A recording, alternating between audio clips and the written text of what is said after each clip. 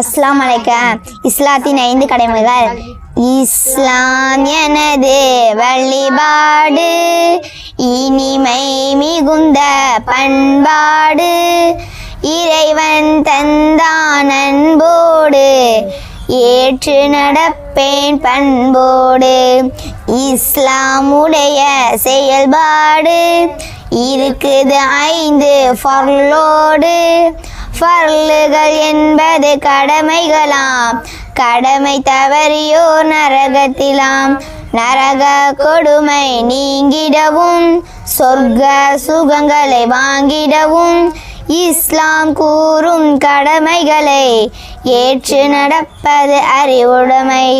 அல்லாஹ்வனே நம் இறைவன், அவனை தவிர இறைவனில்லை என்று கூறும் களிமாவை ஏற்றுக்கொள்வது முதல் கடமை. தினம் 5 வேளை தொழுகுவது தீனின் 2ஆம் திருக்கடமை. ரமலான் மாதம் நோன்பிருத்தல், அதுதான் 3ஆம் முழு கடமை.